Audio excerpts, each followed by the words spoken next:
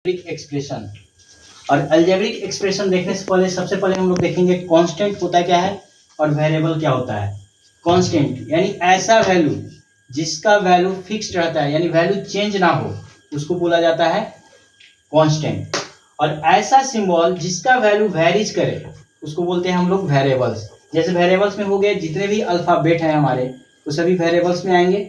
X Y Z A B C वगैरह जो भी है ये सभी मेरे क्या है, वेरिएबल्स है। और कांस्टेंट जो है, जैसे कोई भी नंबर न्यूमेरिकल वैल्यू, यानी जो न्यूमेरिकल वैल्यू होता है उसको हम लोग बोल देते हैं कांस्टेंट, क्योंकि ये वैल्यू फिक्स्ड होता है। इसके बदले में हम किसी और वैल्यू नहीं लिख सकते हैं।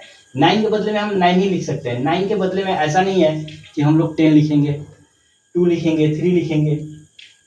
तो ये हो गया आपका कांस्टेंट एंड वेरिएबल्स। कांस्टेंट और वेरिएबल्स के बाद हम लोग देखते हैं अलजेब्रिक एक्सप्रेशन। मेन पॉइंट पे आते हैं। अलजेब्रिक एक्सप्रेशन है क्या? तो कहा जाता है an combination of constant and variables connected by fundamental operations is called algebraic expression. यानी ऐसा कॉम्बिनेशन कांस्टेंट एंड वेरिएबल्स का जो कनेक्ट हो फंडामेंटल ऑपरेशन से, उसे हम लोग उसे बोला जाता है अलजेब्रिक एक्सप्रेशन। और सबसे पहले देखते हैं फंडामेंटल ऑपरेशंस होता क्या है। तो फंडामेंटल ऑपरेशन जो डिवीजन, मल्टीप्लिकेशन, सब्सट्रैक्शन, एडिशन जो भी है, ये मेरे क्या कहे जाएंगे, फंडामेंटल ऑपरेशन कहे जाएंगे। जैसे सबसे पहले अलजेब्रिक एक्सप्रेशन का एक एग्जांपल देखते हैं। जैसे मान लो 2x + 5y + 9, ये आपके क्या हो गए, अलजेब्रिक एक्सप्रेशन हो गए।